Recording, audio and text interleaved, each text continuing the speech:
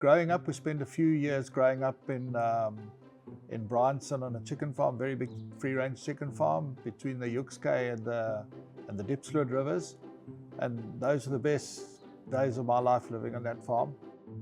And so as I grew up, I got seriously involved in fishing, freshwater fishing. The problem these fish have is that generally they're all small fish, most of them about this size, perhaps some get bigger. 100 years ago, predecessors of Cape Nature imported trout, black bass, bluegill sunfish, and a few other aliens to improve the waters we have locally for fishing purposes. What's been very destructive, particularly among them, is the bass, the black bass. They're piscivores, they eat fish, and our indigenous fish have no defense against big piscivores. The ones remaining are in little small tributaries high up in the mountains in the Cederberg, the Pynbos Mountains, and these are what we're involved in trying to sort of save today.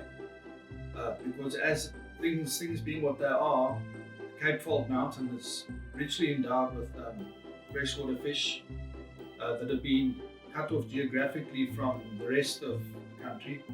And so we've got lots of fish that have evolved independently, and they are now different from everything else. Every time we went near the rivers, I would have my nets, goggle and snorkel and all that sort of thing. And we'd check what's available, what's going. And somewhere along the line, the new digital cameras, underwater cameras came out. And suddenly anyone could get in the river and take beautiful pictures of fish. And so I was doing this. Ultimately, what we did is went and built a little weir, a gabion weir, to block the bass. And it proved to be very successful because after that, at least for the rest of that summer, no bass were able to go upstream. And so the huge floods came, and the weir, being relatively unprofessional weir, actually got moved by the water. So next summer the fish could come up again, the bass. But by that stage, we had already taken 95% of the bass out of the river. So the battle was largely won, but not fully won. And so we had complete projects. A few of us, myself and a guy called Riel van der Walt, and Jeremy got involved too, and some Cape Nature guys. And we would go back on weekends and systematically climb in the bottom with goggle and snorkel, and you move up. In the wider areas, you'd be 2-3 abreast, and you slowly move up for about 4 or 5 kilometers upstream until 100% you were out of the bass zone. And we caught all the bass. It took 3 years before we got the last one out, but every summer we've been back since, and we haven't found any bass. And the bass is a very aggressive, in-your-face, inquisitive fish. So when you're in the water, you don't have to look for them. They come and look for you. They come and stand right in front of you and look at you.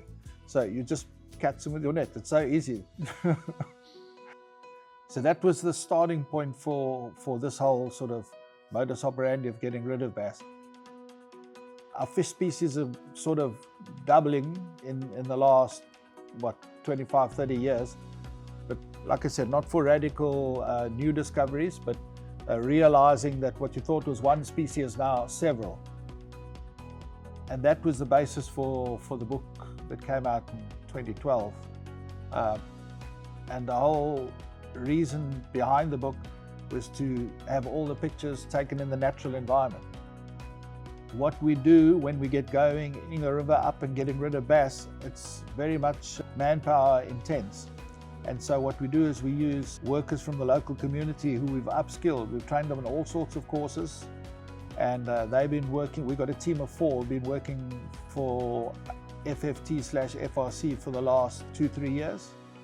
And this is their summer job for every year. And these are people who live in like the Langkloof community, which is near Wuppertal and Eerselbank, those sort of communities.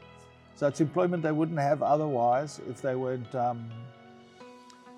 involved with the fish.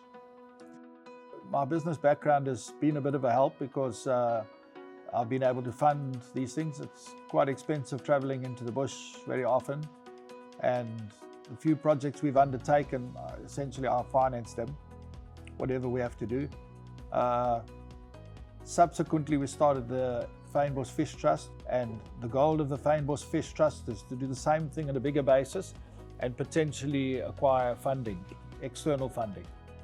The most rewarding part of the journey for me has been one, bringing out all those pictures of ours of underwater fish in the rivers out in the book, and just being part of the whole fish conservation and scientist community. There's some really amazing people there, and it's very, very much fun.